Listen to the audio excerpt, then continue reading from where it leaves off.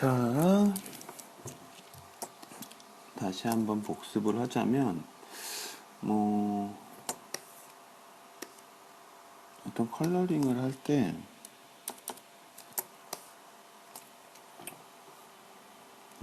그림은 신경 쓰지 말고 보십시오. 예를 들면 전혀 관계가 없는 것 같은 색깔도, 예를 들면, 이런 걸 초반에 색깔 세팅을 할 때, 넓은 면적을 칠할 때가 많겠죠. 그럴 땐 자꾸 브러쉬를, 톨러런스 수치는 한 120 정도면은 어느 정도 꽉 채워질 겁니다. 톨러런스 수치가 너무 낮으면,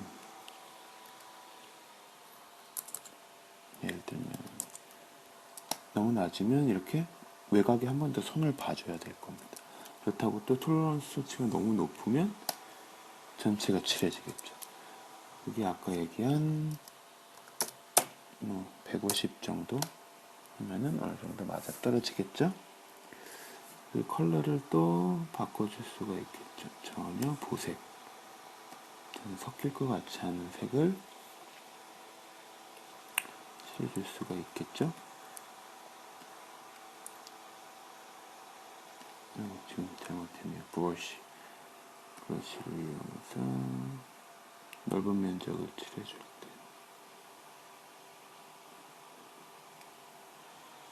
그리고 튀어넣기. 자, 그 브러쉬를 이용해서 이 사이색을 채워줄 때는, 그럴 때는 오퍼시티는 한 70 정도, 플로우 값은 한 20에서 30 사이로 해놓고 브러쉬 사이즈를 조절하면서 브러쉬 강도를 생각하면서 작업을 해줄 수 있겠죠. 처음엔 익숙치 않을 겁니다. Alt를 눌러서 중간색을 계속 체크하면서.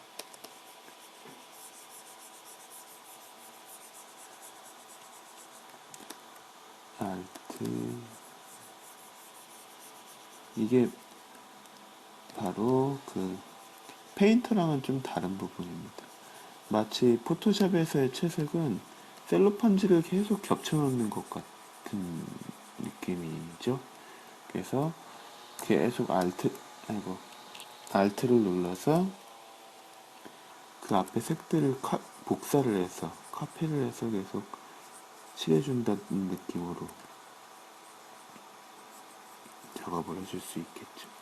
자, 이거는 계속 연습하지 않으면 늘질 않을 겁니다. 대충 팁을 주자면, 오퍼시티는 70 정도, 그리고 플로우 값은 20에서 30 사이에 주고,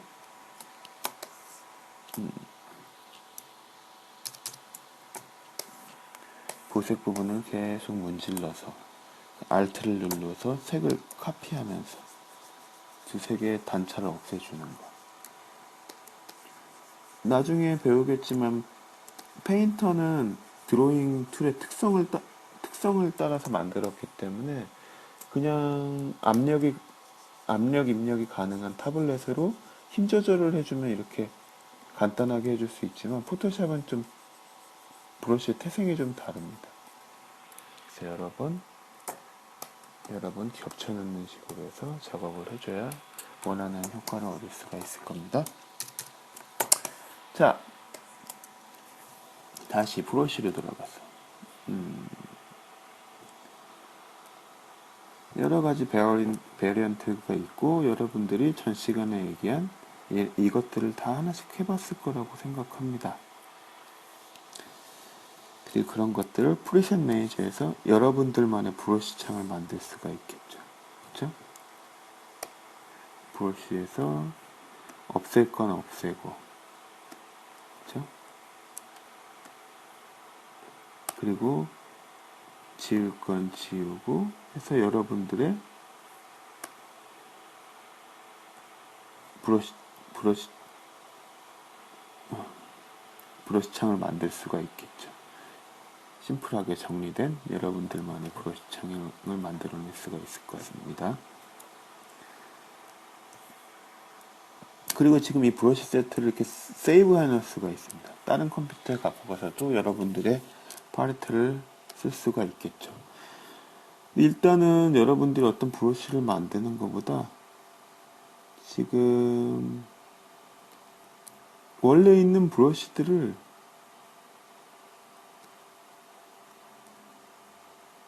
잘 쓰세요. 일단은 그 특성을 알아보는 게 더 중요할 것 같습니다. 이 지금 디폴트로 되어 있는 이 브러쉬들 하나하나를 다 써보세요. 거기 그 브러쉬에 익숙한 게 중요하겠죠. 자, 근데 보면은 여기 보면은 요 브러쉬와 요 브러쉬 다른 점이 뭘까요? 끝부분이 날렵하죠? 끝부분이 날렵한 브러쉬는 힘의 강도에 의해서 브러쉬 사이즈가 바뀝니다. 살살 하면은 얇아지고 꾹 누르면은 붉어지겠죠. 굵기가 처음부터 끝까지 일정한 브러쉬들은 강도에 따라서 투명도는 바뀌지만 브러쉬의 사이즈는 바뀌지가 않아요. 그쵸? 그대로죠. 하지만 브러쉬 쉐입이 좀 다른 모양들은 강도에 따라서 브러쉬의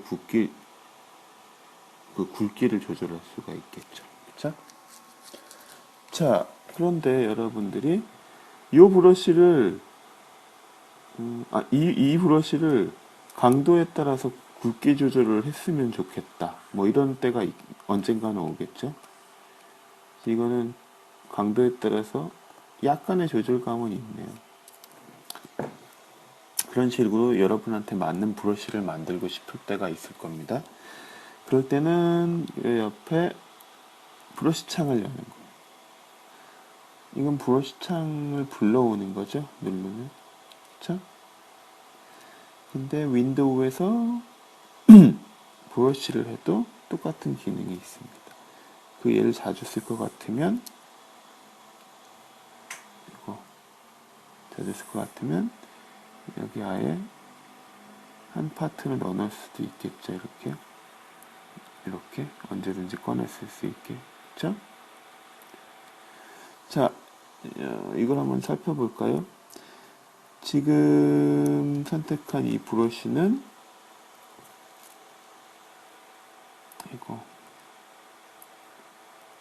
지금 선택한 이 브러쉬는 이름이 뭔가요?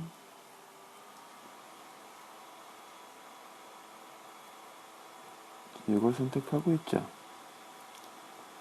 리네임 하면 이름을 볼 수 있어요. 라운드 커브 로우 브리티시 퍼센트라고 되어 있네요. 아무튼 자, 그거는 지금 이 브러쉬는 굵기가 변화가 없죠. 그쵸? 압력에 따라서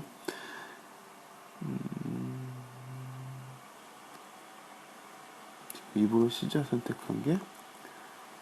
자, 그 부분이 쉐입 다이나믹스가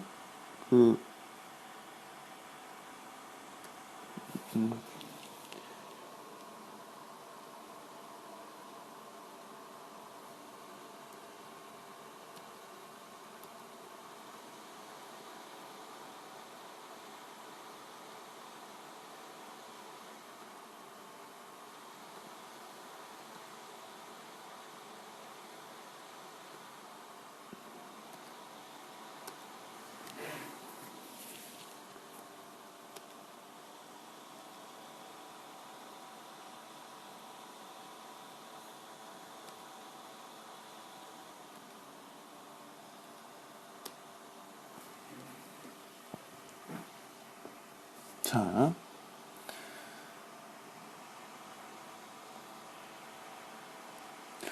여기서 이렇게 브러쉬 컨트롤 창을 꺼낼 수가 있습니다. 컨트롤 창을 꺼낼 수 있는데 여기서 지금 디폴트로 올라와 있는 모든 브러쉬들을 선택할 수가 있죠. 그쵸? 약간씩 조항은 다른데 어떤 식으로 이 브러쉬들이 설정되어 있는지를 밑에서 확인할 수가 있습니다. 사이즈가 설정되어 있고, 그쵸? 그리고 앵글도 설정되어 있습니다. 브러쉬 앵글. 그리고 스페이싱, 브러쉬의 간격을 넓게 하면 원들, 찍히는 원들이 보이겠죠? 그쵸? 하드니스, 강도도 여기서 조절해 줄 수가 있겠죠. 자, 쉐입 다이나믹스로 가봅시다. 지금 사이즈 지터가 0으로 되어 있고 컨트롤이 오프 꺼져 있어요. 이게 제일 중요한 부분인데 사이즈 지터를 펜 프리셔, 펜 압력으로 해주면 그쵸, 양 모서리가 날렵해지죠. 그리고 사이즈 지터 값을 약간 올려주면 지터는 불규칙성이에요. 이렇게 하면은 다시 컨트롤 오프로 하면 브러쉬를 칠했을 때 강도에 상관없이 굵기가 일정해요. 그쵸? 지터 값을 넣고 그쵸? 보기 편하게 새로운 하얀 종이 한번 해봅시다. 그리고 색깔도 좀 어두운 색으로. 자, 이 상태에서는 자, 스페이싱을 더 촘촘하게 하면 이런 모습을 볼 수 있겠죠. 그쵸? 스페이싱을 더 넓게 주면 드로잉 했을 때 어떻게 될까요? 이렇게 아예 단면이 보이겠죠? 스페이싱, 간격을 아주 촘촘하게 해주면 물 흐르듯이 되겠죠. 이렇게. 사이즈 문제고. 자, 그래서 펜을 누르든 안 누르든 사이즈에 변화가 없어요. 그쵸? 재미없는 브러쉬죠? 자, 쉐입 다이나믹스 쪽으로 한번 가봅시다. 사이즈 지터, 사이즈에 무작위성을 주는 거예요. 그러면 약간 좀 자연스러운 브러쉬가 됐겠죠? 흐트러져요. 그쵸? 그리고 사이즈 지터 값을 주고 컨트롤을 펜 압력으로 한번 해봅시다. 그럼 펜 압력을 어떻게 주느냐에 따라서 사이즈들이 막 변하겠죠. 조금 재밌는 모양이 되겠죠. 그리고 스캐터링 한번 볼까요? 스캐터링이 켜졌어요. 그랬더니 스캐터링은 이 흩어지는 정도가 되겠죠. 이것도 펜 압력에 따라서 이 단면이 흐트러지는 거예요. 어때요? 그럼 조금 더 자연스러운 브러쉬가 됐네요. 그쵸? 그쵸? 지금 스캐터링이나 쉐입 다이나믹스만 조금 만져줘도 뭐 좀 재밌는 형태의 브러쉬가 되겠죠?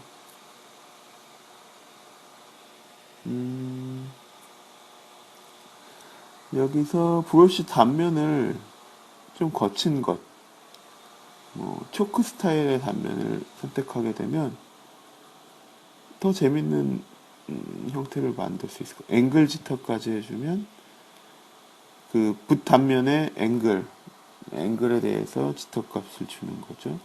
이것도 펜 압력으로. 그리고 흩어짐, 스캐터링도 조금 더 줄게요. 양도 더 많이. 이러면 조금 더 이런 재밌는 효과가 나오네요. 이걸 간격을 좀 떨어뜨려 볼까요?